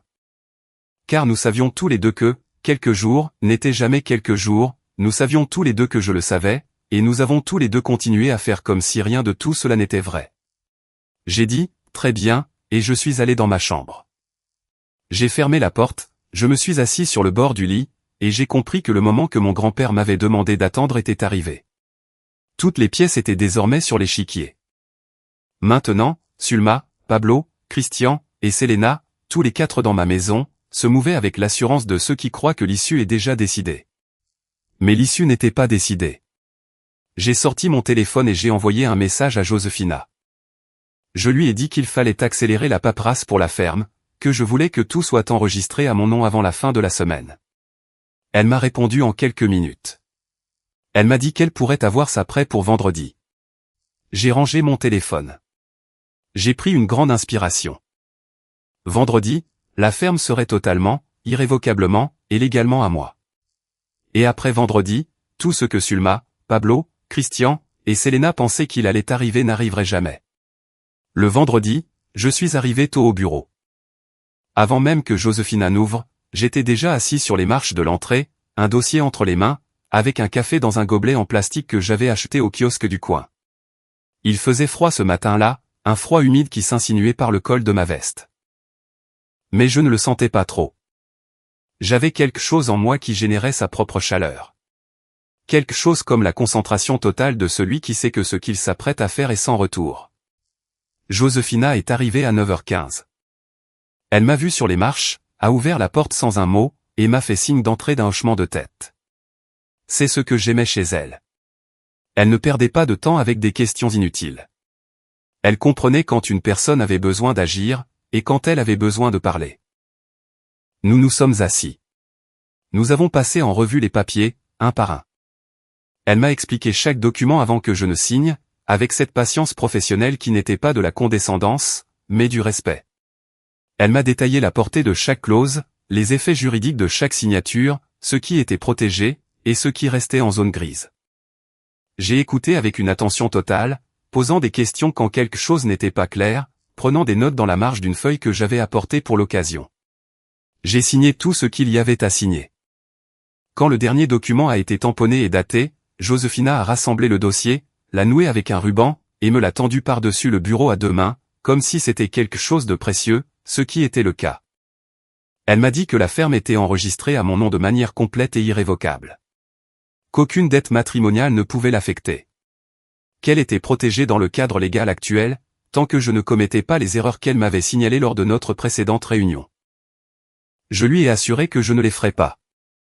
Elle m'a regardé un instant, avec cette expression toujours difficile à déchiffrer, mais que j'avais appris à interpréter comme une forme d'approbation discrète. Elle a ajouté que, si à un moment donné j'avais besoin de passer à l'étape suivante, je n'avais qu'à l'appeler. Je lui ai répondu que je savais ce qu'elle voulait dire, et que je le ferais le moment venu. Je suis sorti dans la rue, le dossier sous le bras, et je suis resté un moment sur le trottoir, à regarder le ciel. C'était un ciel blanc, sans nuages bien définis. Ce genre de ciel d'hiver qui ne promet rien, mais ne menace pas non plus. J'ai respiré l'air froid, et j'ai ressenti quelque chose que je n'avais pas ressenti depuis longtemps, de manière aussi propre et complète. Je me suis senti libre. Pas encore totalement libre, il y avait encore des choses à régler, des conversations à avoir, des moments difficiles à traverser. Mais j'étais libre dans le sens le plus important du terme. Libre de la possibilité de perdre ce qui m'appartenait. Ce que Valentine m'avait laissé était protégé. Personne ne pourrait me le prendre. Ni Sulma, avec son acheteur à 30 000. Ni Pablo, avec son expérience en propriété rurale. Ni Christian, avec ses pieds sur ma table basse. Ni Selena, avec son silence complice et ses baisers sur la joue, arrivés trop tard. Je suis rentré à la maison à midi. Le pick-up de Pablo était toujours garé dans la rue. De l'intérieur provenait le son de voix, le bruit de la télévision, et ce vacarme spécifique qu'une maison produit quand il y a trop de gens à l'intérieur qui ne devraient pas y être. Je suis entré, et je les ai trouvés tous les 4 dans le salon. Sulma tricotait dans le fauteuil du coin, qui avait toujours été le mien. Pablo et Christian regardaient un match avec le volume plus fort que je ne l'avais jamais mis. Selena était assise par terre, le dos contre le canapé, regardant son téléphone. Une scène domestique, une usurpation domestique. Ils m'ont salué. J'ai répondu. Je suis allé dans la cuisine pour prendre de l'eau. Selena m'a suivi. Elle a fermé la porte de la cuisine derrière elle, avec une douceur qui était en réalité une façon de créer de l'intimité. Elle m'a demandé comment s'était passée ma matinée. J'ai dit, bien. Elle m'a demandé où j'étais allé si tôt. Je lui ai répondu que j'avais des courses à faire. Il y a eu une pause. Elle m'a demandé si c'était pour la ferme. Je l'ai regardé. J'ai dit oui. Elle m'a demandé quel genre de courses. Je lui ai dit, des papiers d'héritage, des histoires d'enregistrement, rien de bien intéressant. Je l'ai dit avec le même naturel avec lequel elle m'avait dit pendant des années que ces appels à voix basse n'étaient pas importants, que c'était des histoires de famille, que ça ne me regardait pas. Selena m'a observé un moment, avec ce mélange de curiosité et de quelque chose de plus profond qui ressemblait presque à de l'anxiété, qu'elle n'arrivait pas à masquer totalement. Puis, elle a hoché la tête, et est retournée dans le salon. Les jours qui ont suivi ont été étranges, d'une manière très particulière. Étranges parce qu'en surface, tout restait pareil. Les dîners, les conversations vides, les allées et venues de ces gens dans ma maison, qui n'étaient pas ma famille. Et pourtant, pour moi, tout était différent, car je savais quelque chose. Ils ignoraient que je savais. J'avais le dossier enfermé dans un tiroir de ma chambre. J'avais le numéro de Joséphina en numérotation abrégée. J'avais la lettre de Valentine dans la poche de ma chemise. Et surtout, j'avais quelque chose de plus important que tout cela réuni, j'avais la certitude que le sol sur lequel j'avançais était ferme, tandis que le sol sur lequel ils avançaient était une illusion qui pouvait s'effondrer sous leurs pieds à tout moment. Le mardi suivant, Sulma a remis sur le tapis le sujet de son acheteur. Cette fois, elle l'a fait plus directement, sans les précautions de la première fois. Elle m'a dit que son contact lui avait demandé si j'avais pris une décision, que l'homme avait d'autres vues, et que si je tardais trop, je pourrais rater cette opportunité. Elle m'a dit cela avec cette pression douce mais constante qui était sa marque de fabrique. Comme de l'eau qui ne brise pas la roche d'un coup, mais qui l'érode avec patience, jusqu'à ce qu'elle cède. Je lui ai dit que j'y réfléchissais encore. Elle m'a conseillé de ne pas trop attendre, que ces opportunités ne duraient pas. Je lui ai répondu que j'avais compris, et que j'en tiendrais compte. Ce soir-là, Pablo m'a abordé sur le patio, alors que nous étions seuls après le dîner, et m'a reparlé de la ferme. Mais sous un angle différent de la semaine précédente. Cette fois, il n'a pas proposé son aide pour l'évaluer. Il m'a demandé directement si j'avais envisagé la possibilité de m'associer avec quelqu'un pour gérer la propriété. Qu'il connaissait des gens. Que, la ferme étant hypothéquée, c'était difficile de faire quoi que ce soit seul. Mais qu'avec un partenaire qui apporterait de l'argent frais, la dette pourrait être levée, et on pourrait commencer à générer du profit. Je l'ai écouté parler pendant 5 minutes, avec l'attention de quelqu'un qui prend note de chaque mot, non pas pour y répondre, mais pour le classer dans un dossier. Pablo a parlé d'argent frais, de partenaire, et d'effacement de dette, avec l'aisance de quelqu'un qui a répété ce discours, qui y a réfléchi pendant des jours, et qui l'exécute maintenant avec l'assurance de celui qui pense tenir l'autre exactement là où il le veut. Quand il a terminé, je lui ai dit que c'était intéressant, et que j'allais y réfléchir. Il m'a tapé sur l'épaule, et m'a dit de ne pas laisser passer ça, qu'il fallait agir vite avec ce genre de choses. Je suis rentré à l'intérieur. Christian ne m'a presque pas adressé la parole cette semaine-là. En ce sens, il était différent de Pablo et de sa mère. Là où ils utilisaient la persuasion et la pression douce, Christian utilisait le mépris. Il me regardait d'une manière qui, autrefois, m'avait fait me sentir tout petit, mais que j'avais appris à ignorer. Un regard qui disait que j'étais un obstacle, pas une personne. Qui disait que cette situation avait une issue inévitable, et que son seul rôle était d'attendre qu'elle arrive. Cette semaine-là, j'ai aussi remarqué quelque chose que je n'avais pas vu avant, ou peut-être l'avais-je remarqué, mais sans l'analyser. J'ai remarqué que Selena et Sulma avaient de longues conversations dans la chambre d'amis, la porte fermée, des discussions qui duraient parfois plus d'1 heure. Qu'elles sortaient de ces échanges avec une énergie différente, plus concentrée, plus coordonnée dans leurs mouvements. Comme si elles mettaient le plan à jour, ajustaient les détails, réattribuaient les rôles en fonction de mes réactions. Un plan vivant, un plan qui s'adaptait. Cela signifiait que je devais moi aussi m'adapter. Que je ne pouvais pas rester inactif, à attendre indéfiniment. Le moment était venu de commencer à bouger mes propres pièces. Pas brusquement, pas de façon à les alerter, mais avec la même patience et la même précision qu'elles avaient mise en œuvre jusqu'ici. Le jeudi soir, quand la maison était silencieuse et que tout le monde dormait, je me suis assis dans la cuisine avec un verre d'eau et mon téléphone. J'ai appelé un numéro que j'avais enregistré quelques jours plus tôt, après de longues recherches. C'était le numéro d'une agence immobilière rurale, une entreprise sérieuse, présente sur le marché depuis des années, et spécialisée dans des propriétés comme la ferme de Valentine. J'ai parlé à un homme qui s'appelait Valentine. Quelle ironie. Je n'en revenais pas quand il m'a donné son nom. Un homme calme et professionnel, qui m'a écouté décrire la propriété, et qui m'a affirmé que ce type de ferme, dans cette région, était très demandé en ce moment. Que si les conditions étaient telles que je les décrivais, elles pourraient facilement valoir entre 320 000 et 350 000 euros, selon l'évaluation officielle. Que, si je le souhaitais, il pouvait envoyer quelqu'un faire une estimation formelle, sans frais ni engagement. J'ai dit, oui, quand pourrait-il y aller? Il a répondu, la semaine prochaine. J'ai raccroché, j'ai bu la dernière gorgée d'eau, et j'ai regardé l'obscurité du patio par la fenêtre de la cuisine. Il n'y avait pas d'hypothèque. La ferme valait 350 000 euros. Les papiers étaient à mon nom. Joséphina avait tout sous contrôle légal. Et la semaine prochaine, j'aurai une évaluation officielle, mettant des chiffres concrets sur un papier signé. Chaque pièce était à sa place. Il ne manquait plus qu'une chose. Il ne manquait plus que le moment où tout éclaterait au grand jour. Le moment où la vérité que je tenais dans mon poing, comme une carte à jouer, serait étalée sur la table, à la vue de tous. Le moment que mon grand-père Valentine avait conçu avant même sa mort, pour que j'aie ce qu'il me fallait pour me défendre. Ce moment était proche. Je le sentais dans mon corps, de la même façon qu'on sent l'approche d'un orage, même si le ciel est encore dégagé. Quelque chose dans l'air qui change. Quelque chose qui vous dit que ce qui arrive est différent de tout ce qui a précédé. Je suis allé me coucher avec ce sentiment ancré dans la poitrine, et j'ai dormi comme je ne l'avais pas fait depuis des mois. Le samedi suivant, je me suis levé tôt et j'ai préparé du café pour tout le monde.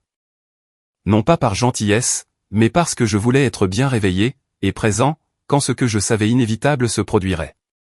Il y avait quelque chose de différent dans l'atmosphère ce matin-là. Une tension sourde mais constante, comme le bourdonnement de l'électricité dans des fils, même quand on ne voit rien bouger. Sulma est apparue la première dans la cuisine, en peignoir, les cheveux attachés, et m'a regardé avec une expression qui se voulait désinvolte, mais qui cachait une pointe d'évaluation.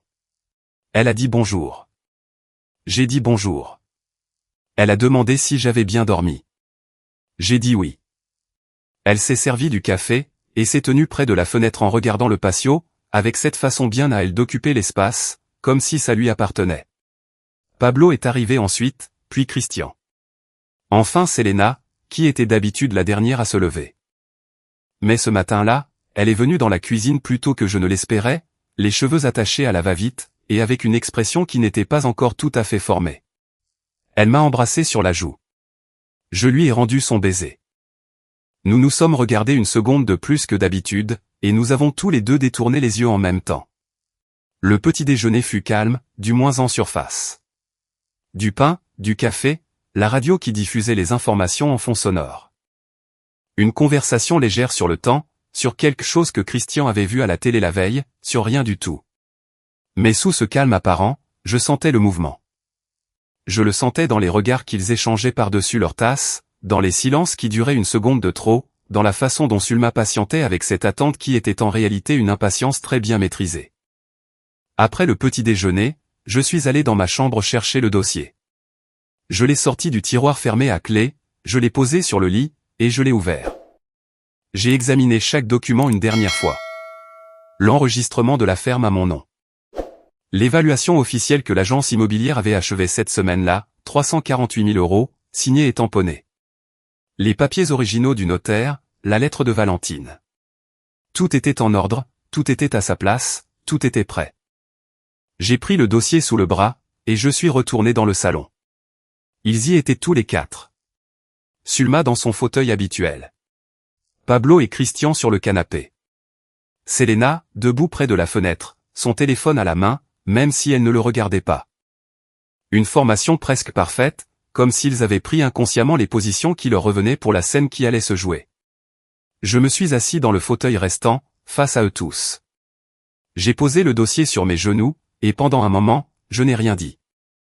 Je les ai simplement regardés, un par un, avec ce calme que mon grand-père m'avait enseigné. Ce n'était pas de la froideur, mais de la lucidité. Le calme de celui qui sait exactement où il se trouve. Sulma fut la première à parler. Elle m'a demandé ce que je tenais entre mes mains. Je lui ai répondu que c'étaient les papiers de la ferme. Il y a eu un bref silence. Pablo a légèrement bougé sur le canapé. Christian a cessé de fixer l'écran éteint de la télé, et m'a regardé. Selena a baissé son téléphone. Sulma m'a demandé si j'avais pris une décision. J'ai dit que oui. Qu'en réalité, j'avais pris plusieurs décisions, et que je voulais les partager avec tout le monde, car j'estimais important que chacun soit présent. Quelque chose a changé dans l'air de la pièce. Pas de façon dramatique, il n'y a eu ni geste ni mot pour le souligner, mais je l'ai ressenti. Un ajustement de la température. Quelque chose qui s'est tendu imperceptiblement, comme les muscles d'un animal qui se prépare à bouger, avant même que son corps ait décidé dans quelle direction aller. J'ai ouvert le dossier, j'en ai sorti le premier document, et je l'ai tendu à Sulma, qui était la plus proche, en lui disant de le lire. Elle l'a pris d'une main, l'a regardé, et j'ai vu l'instant exact où ses yeux ont trouvé le chiffre. 348 000 €. Évaluation officielle, signée, scellée, propriété libre de tout privilège, pas d'hypothèque, pas de dette. Le changement sur son visage fut infime, mais absolument clair pour quiconque l'observait attentivement, et je l'observais avec toute l'attention du monde. C'était comme voir un masque se fissurer l'espace d'une seconde, juste dans les yeux et au coin des lèvres, avant qu'elle ne reprenne le contrôle. Mais cette seconde m'a suffi. Elle m'a regardé.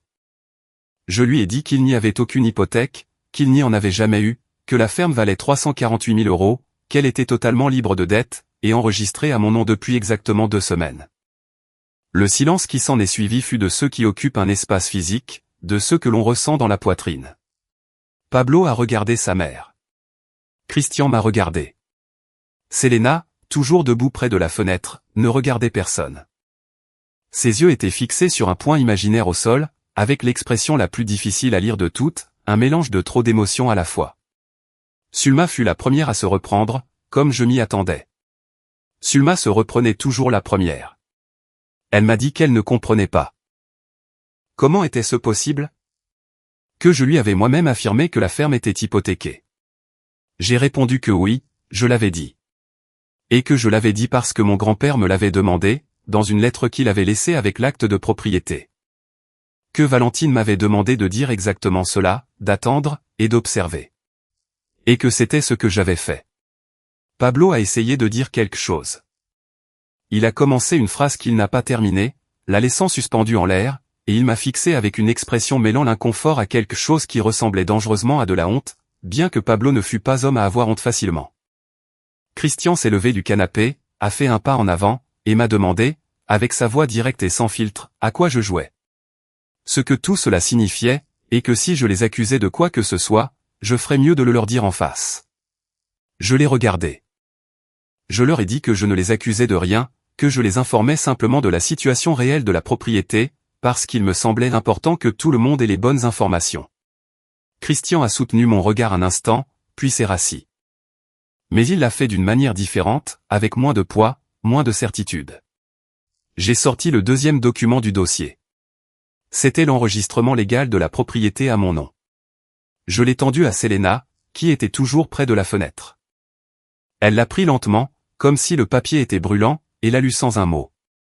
Quand elle a eu terminé, elle l'a gardé entre ses mains un instant, sans lever les yeux vers moi. Elle le fixait avec ce silence bien à elle, qui cette fois n'était plus complice. C'était complètement différent, cela ressemblait à la prise de conscience de quelqu'un qui vient de comprendre que le sol sur lequel il se tenait n'était pas celui qu'il croyait. Je lui ai dit, en la regardant directement, que la ferme était à moi, que les papiers étaient en règle, qu'aucune décision concernant cette propriété ne serait prise sans mon consentement exclusif et sans un avis juridique.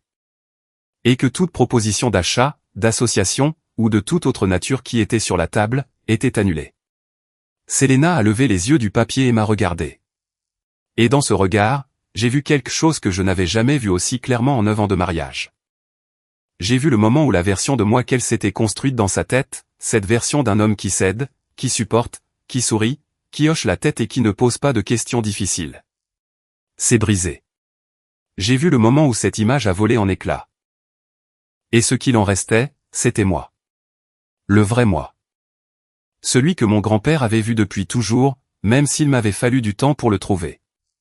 Sulma a essayé de reprendre le contrôle de la situation. Je m'y attendais aussi. Elle m'a dit que personne n'avait de mauvaises intentions, que tout cela n'était que pour mon bien.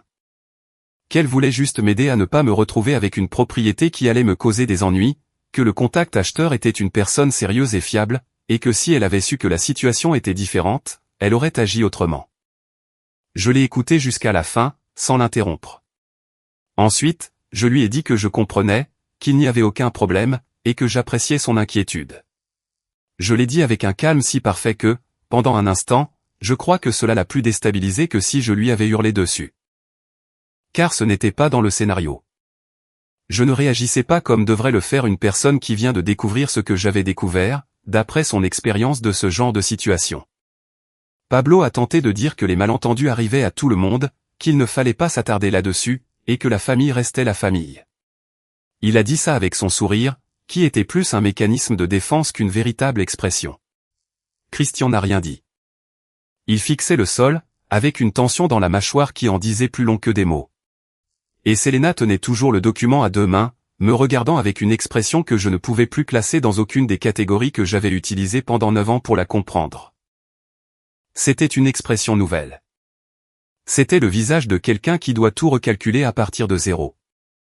Je me suis levé, j'ai rassemblé les documents, je les ai remis dans le dossier et je les fermais. Je les ai regardés tous les 4 une dernière fois, et je leur ai dit que, dans les jours à venir, j'aurais besoin que ceux qui étaient en visite commencent à organiser leur retour chez eux. Que je les appréciais beaucoup, mais que j'avais besoin d'espace, que j'avais beaucoup de choses à régler avec la ferme, et que j'avais besoin de le faire en paix. Je l'ai dit comme ça, sans crier, sans drame, avec la même voix que celle utilisée pour dire n'importe quelle chose raisonnable entre adultes. Et je suis parti dans ma chambre. J'ai fermé la porte derrière moi. Je me suis assis sur le bord du lit, j'ai posé le dossier sur la table de nuit, et j'ai écouté le silence de l'autre côté de la porte. Un silence qui a duré exactement 4 secondes, avant que les voix basses ne commencent. Le remue-ménage contenu, le bruit d'une situation qui s'effondre et qui essaie de se réorganiser dans l'urgence. J'ai sorti la lettre de Valentine de la poche de ma veste et je l'ai ouverte. Je l'ai lue une fois de plus, même si ce n'était plus nécessaire. Je l'ai lu parce que je voulais partager ce moment avec lui, parce que je voulais qu'il sache que j'avais bien fait les choses, que j'avais attendu, que j'avais observé, que j'avais bougé les pièces dans le bon ordre, et que maintenant, enfin, l'échiquier m'appartenait. Les voix de l'autre côté de la porte ont continué pendant près d'1 heure. Je les entendais sans chercher à écouter, sans coller mon oreille au bois ni faire le moindre effort pour comprendre les mots, simplement parce que la maison était assez petite pour que le murmure constant parvienne jusqu'à moi. De toute façon, je reconnaissais les tons, même si je ne saisissais pas le contenu. Le ton de Sulma, le même que d'habitude, contrôlé, mais avec une urgence nouvelle qui brisait son rythme habituel. Celui de Pablo, plus agité, plus nerveux, le ton de quelqu'un qui n'avait pas prévu ce scénario et qui improvisait. Celui de Christian, court et tranchant, peu de mots, beaucoup de tension. Et celui de Selena, le plus difficile à entendre, car c'était le plus bas de tous, presque inaudible, comme si elle parlait depuis un endroit où les mots coûtaient plus cher que d'habitude. Je suis resté assis sur le bord du lit, la lettre de Valentine sur les genoux, jusqu'à ce que les voix s'éteignent. Ensuite, il y a eu du mouvement, des pas dans le couloir, des portes qui se ferment, le bruit de quelque chose qu'on traîne, une valise, peut-être, sur le parquet de la chambre d'amis. Puis le silence. Je ne suis pas sorti. J'ai attendu. 40 minutes plus tard, on a frappé à ma porte. C'était Selena. Je le savais avant même qu'elle ne parle, car je connaissais le bruit de ses jointures sur le bois. Cette façon de frapper qui était toujours plus une question qu'une annonce. Je lui ai dit d'entrer. Elle est entrée et a fermé la porte derrière elle. Elle est restée près de la porte, sans s'avancer davantage dans la pièce, comme si elle avait besoin d'avoir la sortie à portée de main. Elle m'a regardé, et je l'ai regardée. Entre nous, il y a eu un silence différent de tous les silences que nous avions connus en 9 ans de mariage, car celui-ci était honnête. Un silence sans filtre, sans faux semblant. Elle m'a dit qu'elle voulait s'expliquer. Je lui ai répondu qu'elle le pouvait. Elle s'est assise sur le bord de la chaise de bureau, la plus éloignée du lit, les mains croisées sur les genoux. Et elle a parlé. Pas avec la fluidité de quelqu'un qui a préparé son discours, mais avec la véritable maladresse de quelqu'un qui cherche ses mots au fur et à mesure, qui découvre ce qu'il veut dire au moment même où il le prononce. Elle m'a raconté que sa mère lui parlait de la ferme depuis un moment. Que, depuis que l'on savait Valentine malade et que l'héritage approchait, Sulma avait commencé à échafauder un plan. Qu'au début, Selena n'avait pas voulu l'écouter, qu'elle lui avait dit non, que ce n'était pas juste.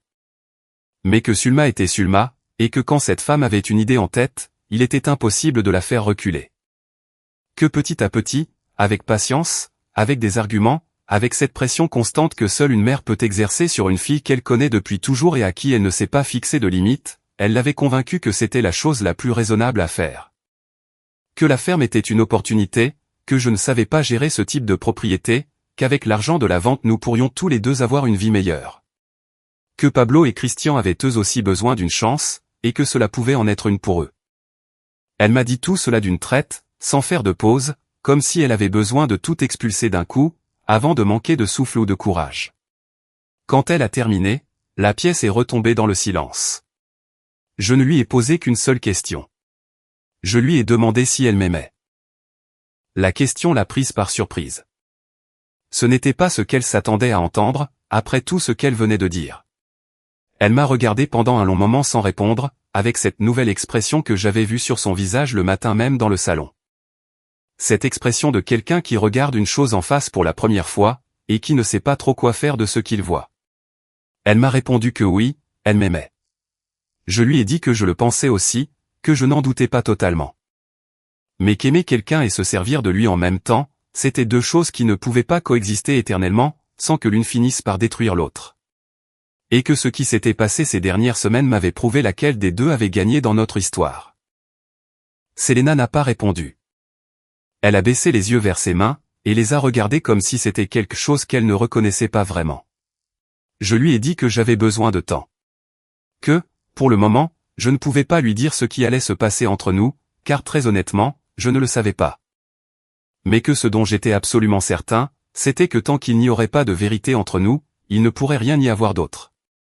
Que la conversation que nous étions en train d'avoir était le début de quelque chose, ou la fin de tout, et que cela dépendait plus d'elle que de moi. Selena a levé les yeux, a hoché la tête lentement, et s'est levée. Elle est allée jusqu'à la porte, l'a ouverte, et avant de sortir, elle s'est retournée et m'a dit quelque chose auquel je ne m'attendais pas. Elle m'a révélé que mon grand-père l'avait appelée au téléphone, 2 mois avant sa mort. Je suis resté pétrifié. Elle m'a expliqué que Valentine l'avait appelé et lui avait parlé pendant près d'1 heure. Qu'il avait parlé de moi, de la façon dont il m'avait vu grandir, de ce qu'il pensait que je méritais. Et qu'à la fin de l'appel, il lui avait dit qu'il espérait qu'elle était la femme dont j'avais besoin. Que, si c'était le cas, elle devait rester, et que si ça ne l'était pas, elle devrait avoir la décence de partir avant de me causer plus de tort qu'elle ne l'avait déjà fait. Elle a fermé la porte. Je suis resté seul dans la chambre, laissant cette information s'installer dans mon corps, comme de l'eau qui remplit un espace dont on ignorait qu'il était vide. Valentine l'avait appelé 2 mois avant de mourir. Il lui avait donné la même opportunité qu'il m'avait donnée, mais dans le sens inverse. Il m'avait donné l'outil pour voir. Il lui avait donné l'avertissement pour choisir. Ils avaient tous les deux eu la même chance de faire ce qu'il fallait. L'un des deux l'avait saisi. Le lendemain, Sulma, Pablo et Christian sont partis. Il n'y a pas eu de grands adieux. Sulma m'a fait la bise, et ce fut le baiser le plus froid dont je me souvienne de toute ma vie. Un geste mécanique, vide de sens. Le baiser de quelqu'un qui accomplit une formalité sociale parce qu'il ne sait pas quoi faire d'autre. Pablo m'a serré la main avec une fermeté qui résonnait comme une compensation. La fermeté de quelqu'un qui essaie de récupérer, avec une poignée de main, ce qu'il a perdu avec tout le reste. Christian est passé devant moi sans rien dire, le regard fixe, avec cette dignité blessée de celui qui ne sait pas perdre, mais qui n'a pas d'autre choix. Depuis la fenêtre de la cuisine, je les ai regardés monter dans le pick-up. Ce même pick-up sombre qui était arrivé avec la bâche sur la benne, et qui repartait avec cette même bâche, et je suppose avec les mêmes affaires à l'intérieur. Car ils n'avaient jamais vraiment pris le temps de les décharger complètement. Comme si, quelque part dans leur planification, il y avait toujours eu la possibilité que les choses ne se passent pas comme prévu, même s'ils ne l'avaient jamais admis à voix haute. Le pick-up a tourné au coin de la rue, et a disparu. Je me suis servi un café, et je l'ai bu seul, dans le silence de la cuisine. Cet après-midi-là, j'ai appelé Josefina et je lui ai dit que je voulais commencer à explorer la prochaine étape. Elle m'a dit de l'appeler quand je serais prêt. Je lui ai répondu que je l'étais déjà. Les jours qui ont suivi ont été étranges, et en même temps nécessaires. Selena et moi vivions dans la même maison, mais sur des orbites séparées. Nous nous croisions dans la cuisine, nous échangions des mots fonctionnels. Nous cohabitions avec ce malaise spécifique à deux personnes qui savent que quelque chose est terminé, mais qui n'ont pas encore trouvé les mots justes pour le dire à voix haute.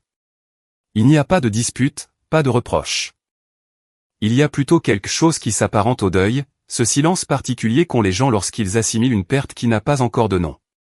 Une semaine plus tard, je suis allé à la ferme. J'y suis allé seul, tôt le matin, avec un thermos de café et le dossier contenant les papiers. J'ai ouvert le portail, j'ai conduit lentement sur le chemin de terre entre les arbres, et quand la maison est apparue au bout, j'ai ressenti la même chose que la première fois, je rentrais chez moi. Mais cette fois-ci, je le ressentais différemment. C'était plus à moi, plus réel. Comme si les semaines qui s'étaient écoulées depuis ma première visite avaient consolidé quelque chose qui était alors fragile, et avaient transformé ce qui n'était qu'un espoir en une certitude. J'ai marché à nouveau dans chaque pièce, j'ai ouvert les volets des fenêtres, et j'ai laissé entrer la lumière. Je me suis assis sur le porche arrière avec le thermos, et j'ai regardé la rivière pendant un long moment. Je ne pensais à rien de précis, j'étais simplement là. Je sentais le poids de la terre sous mes pieds, le bruit de l'eau, et l'odeur de l'herbe, du vieux bois et du café. J'ai sorti la lettre de Valentine de ma poche, et je l'ai lue une dernière fois. Je l'ai lue lentement, chaque ligne, chaque mot, avec l'attention de quelqu'un qui sait qu'il lit quelque chose dont il n'aura plus besoin, parce que c'est déjà gravé quelque part, plus profondément que dans la mémoire. Quand j'ai eu fini, je l'ai pliée soigneusement, je l'ai remise dans son enveloppe d'origine, et je l'ai posée sur la table du porche. J'ai regardé la rivière, et j'ai parlé à Valentine à voix haute, comme je l'avais fait dans la cour la première fois. Je me moquais que ça paraisse ridicule, ou que quelqu'un puisse m'entendre, même s'il n'y avait personne à des kilomètres à la ronde. Je lui ai dit que j'avais tout compris. Que le mensonge avait fonctionné exactement comme il le savait. Qu'il m'avait montré ce que j'avais besoin de voir. Je lui ai dit que la ferme allait bien, qu'elle était toujours debout, et qu'elle continuerait de l'être. Je lui ai dit qu'il me manquait, avec une intensité que je n'avais pas pu nommer jusqu'à ce moment-là. Là, seul, face à la rivière qu'il avait regardée pendant 50 ans, depuis cette même chaise. Le vent a fait bouger les branches du grand arbre. Je suis resté à la ferme jusqu'à ce que le soleil commence à se coucher. Avant de partir, j'ai marché une dernière fois jusqu'à la limite nord de la propriété, vers le petit bosquet d'arbres fruitiers que Valentine avait planté des décennies plus tôt, et qui donnait encore des fruits sans que personne ne les cueille. Je me suis tenu parmi les arbres et j'ai regardé la maison de loin. Le soir tombait sur le toit en tuiles, le porche était dans l'ombre, et la rivière brillait sur le côté. Et j'ai repensé à quelque chose que mon grand-père m'avait dit une fois, quand j'étais enfant et que j'avais perdu un objet auquel je tenais. Je ne me souviens plus quoi, une petite chose d'enfant qui me semblait immense à l'époque. Il m'avait dit que les choses importantes ne se perdent pas. Qu'elles peuvent s'éloigner. Qu'elles peuvent se cacher. Qu'elles peuvent être recouvertes par le temps et par le silence. Mais que si elles sont vraiment importantes, elles trouvent toujours un moyen de revenir là où elles doivent être. Je suis retourné au pick-up, j'ai démarré, et j'ai pris le chemin de terre vers la route. Alors que je conduisais pour rentrer en ville, avec cette soirée orangée qui s'étirait sur les champs des deux côtés de la route, j'ai ressenti quelque chose que je n'avais pas ressenti depuis très longtemps de manière aussi pure et complète. Ce n'était pas exactement du bonheur. C'était quelque chose de plus calme que le bonheur. C'était la sensation de me tenir sur un sol ferme, après des années à marcher sur quelque chose qui pouvait céder à tout moment. C'était le sentiment de savoir qui j'étais, ce qui m'appartenait, et que plus personne ne pourrait jamais me le reprendre. 3 semaines plus tard, j'ai reçu un message de Selena. Un message court, sans fioriture, écrit avec cette honnêteté nouvelle qui lui était apparue la nuit où elle m'avait parlé de l'appel de Valentine. Elle m'annonçait qu'elle avait décidé d'aller vivre chez une amie pour un moment. Qu'elle avait besoin de réfléchir. Et que, lorsqu'elle y verrait plus clair, elle m'appellerait pour que nous parlions sérieusement de tout ce qu'il fallait aborder, sans nous cacher et sans arrière-pensée.